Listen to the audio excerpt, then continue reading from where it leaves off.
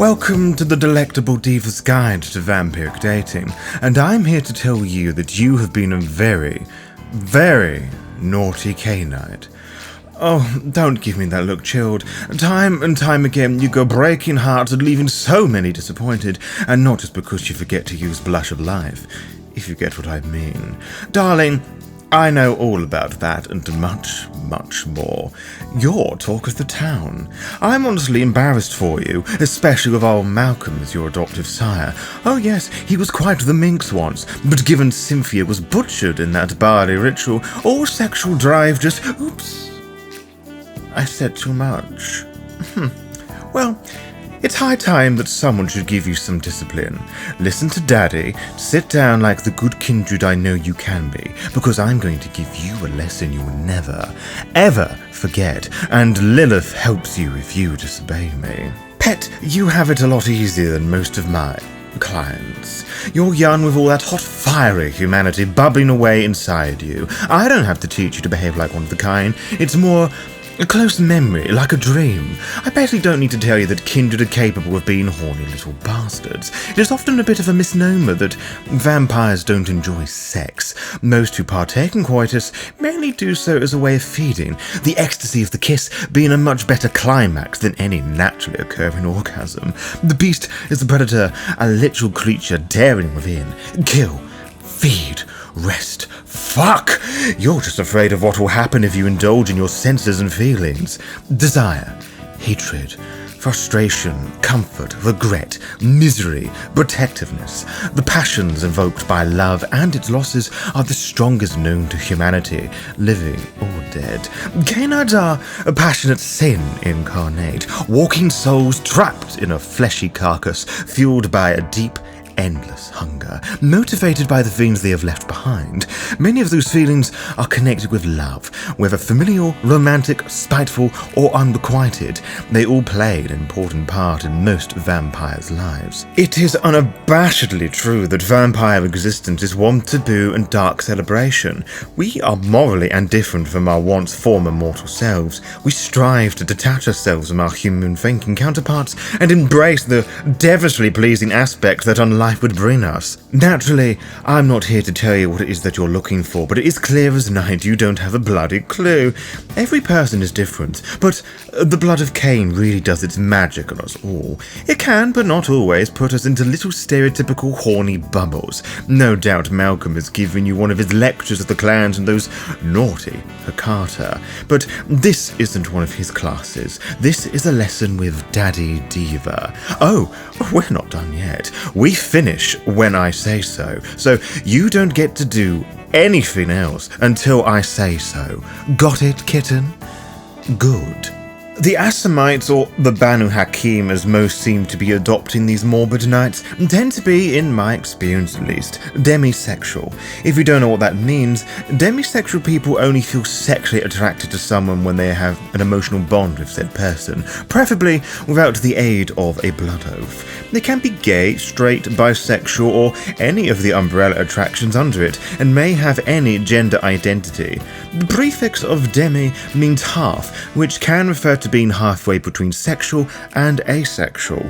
In less modern terms, your mummy and daddy would refer to you as being old-fashioned, and it is highly unlikely you will find any of these K-Nights interested in one-night stands. If they do, chances are they are there to stick a poisoned blade in your holes, and that is definitely not a euphemism for somebody with the clap. If you are after one of the children of Hakim, they require plenty of patience. Well, as all kindred do, we are not trusting creatures, but this applies particularly to the Assamites. They are raised, well, groomed really, not to trust anyone. Very judgy people, always wanting to seek the flaws in a person, and are very used to being hated on en masse for a variety of cultural reasons. Allow them to come out of their shell and develop their trust in you, and I can assure you, you will find one of the most loyal of partners you could possibly get your hands groped around, and if you need any more convincing, their head game is second to none. There is a lot you could learn from the learned clan, you know. The Bruja Bane, or clan weakness, is not one of uncontrollable anger, but intense passion, and when that drives them into the bedroom, let me tell you, things do get pretty intense pretty quickly. It's a pity it does not last very long, as most of them are doms that can't last more than 5 minutes. Of course, sex is just one element of any relationship, and that is only one expression of their infamous passion. A spirited bruja is often an honest one, and if you take a moment to show the faintest of interest, they will info dump everything at you, and I mean everything, so I hope you are prepared to be the center of their world. The real trick is getting them to shut up for a few minutes so you can speak about your own interests. But when they do listen, they can be, but not always, equally passionate about your interests. The intimate bruja can be great supporters and motivators too. The gangrel, on the other hand, are not so chatty, at least from my experience it is. They are probably one of the more difficult clan members to get into serious relationships with. It is easy for many to take offense at their constant mopey demeanor, not wanting to endure the nasty chill from their cold shoulder. Many of our own fear and envy the ability to shapeshift into animals, amongst other things, of course. They are very violent lovemakers too, bitesy, handsy, choky sort of people. Don't be dismayed, cub, because there are plenty of good reasons to call a gangrel your trusty bedfellow. For one thing, they are incredibly loyal companions. Similar to the bruja, they are good listeners. They have a whole culture of storytelling, you know, duckling, and if they find you interesting, they may turn up an ear to listen. Unlike the rebels, you will probably be doing most of the talking, and drag their feelings from them when you know something is up. They can be quite brattish in that regards. The Hakata bunch don't get a lot of love from those outside of their family. That said, there really isn't a lot of love within these knights. Rarely do you hear anything serious that is worth encouraging. Oh, come on!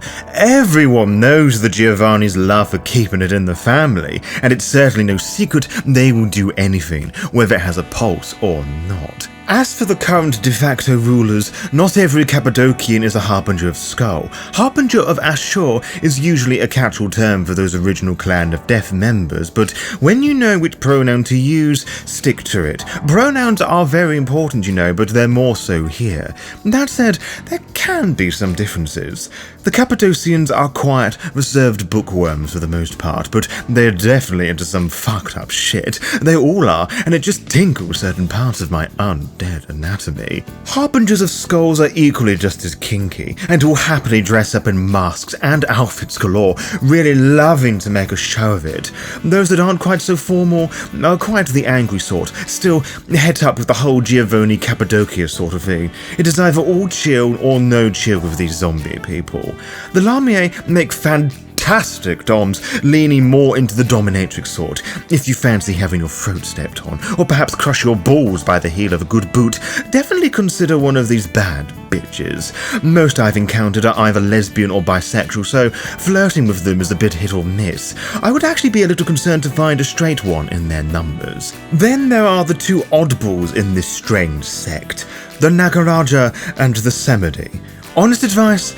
Don't date a Nagaraja unless you want to end up as some deranged snuff film where you are the main star and the person's lunch. And call me a biased, shallow Toreador, but I can never find myself truly devoting any of my attention, any serious attention, to the descendants of the Baron. No, it wasn't just to do with the whole being corpse fiend or the fact they stank to high heaven.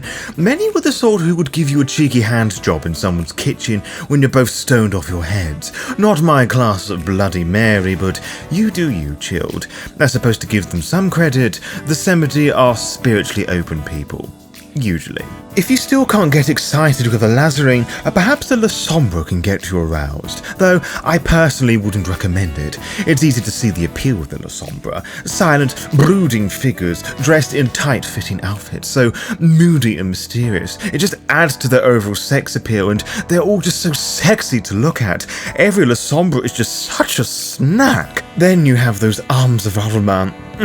Those tight, cold, shadowy tendrils that hold you in place and choke the unliving light out of you. It's no wonder, really, that most who are into them love being tied up and or have a tentacle porn fetish. Now, we don't kink-shame here, K-Knight, but those tendrils know how to hit all the right places. But here's the thing, sugar. The Lasombra generally do not make good romantic partners long-term because most care for only one thing.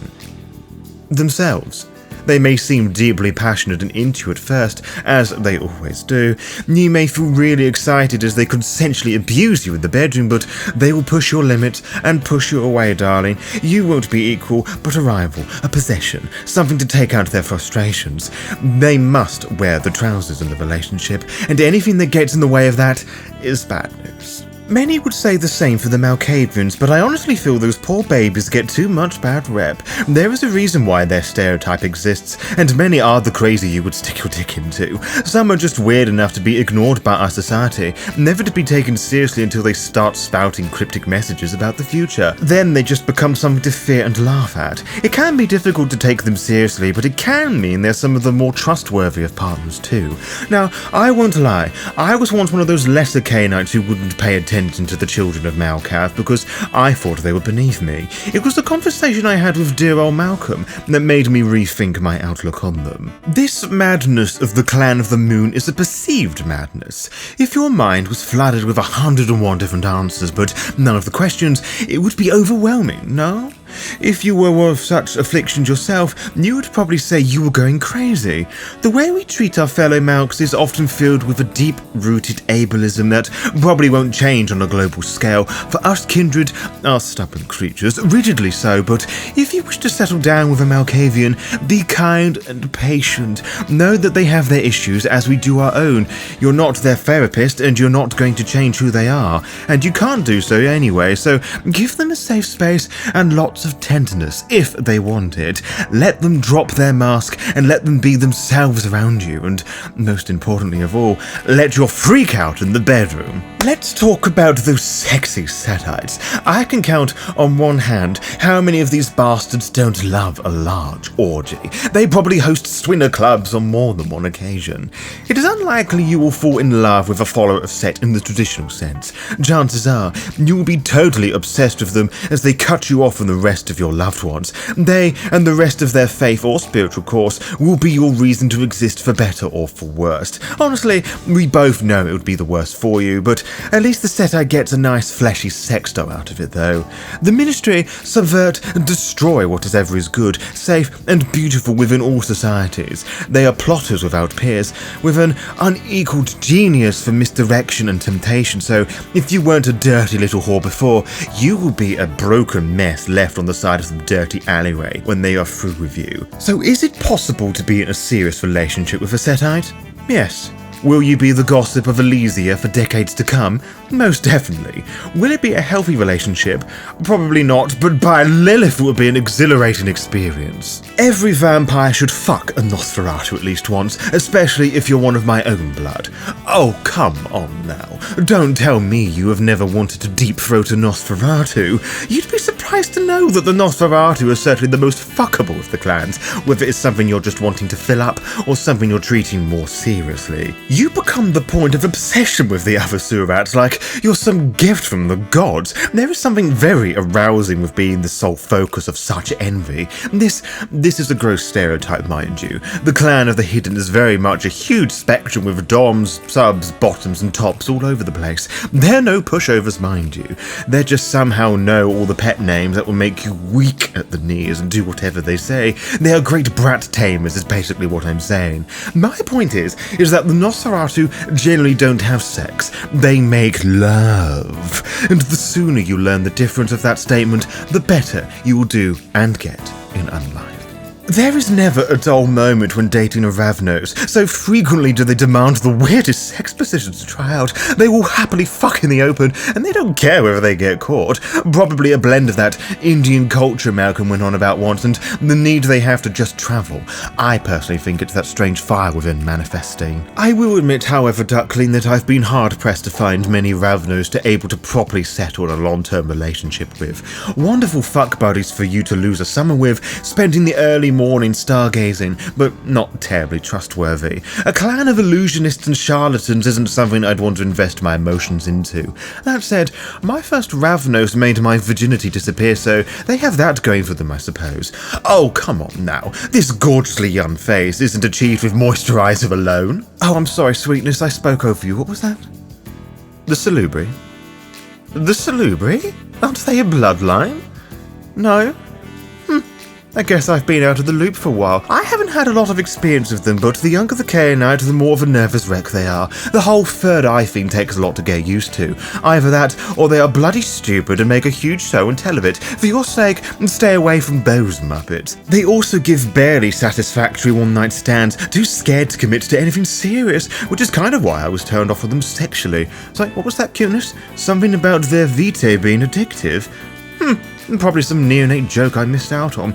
Anyway, those that can mature and settle down into the undead experience like the rest of us often turn out to be some of the kindest and most gentle souls in our society. They will look after you and take as much time out of their night to dump your woes on them. They are not your therapists though, but they are probably the closest thing you'll find to one.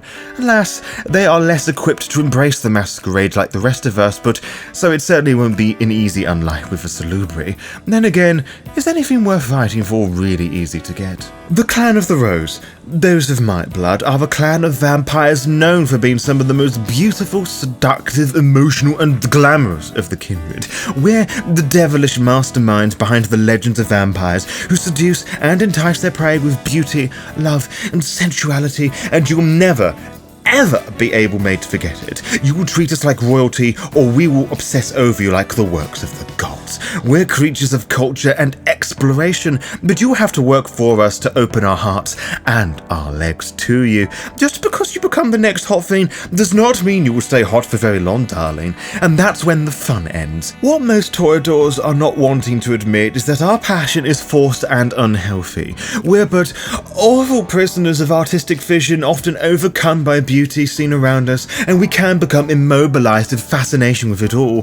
That is all you are, and all you ever will be, little child, a toy to a toreador, the latest fad and obsession before you're tossed aside like a used condom. Single use, forgettable, a cheap piece of material that is easy to replace. The Semitsi are very predictable doms. The recent fad of all them having to rule something makes them very similar, and they just love being called daddy, mistress, and so forth. They all are very good at treating you right and special for no more than 3 hours. Unless you're planning to stay with them longer, then it varies from fiend to fiend. I can appreciate their dedication to keeping a schedule, as does Malcolm, but I didn't tell you that.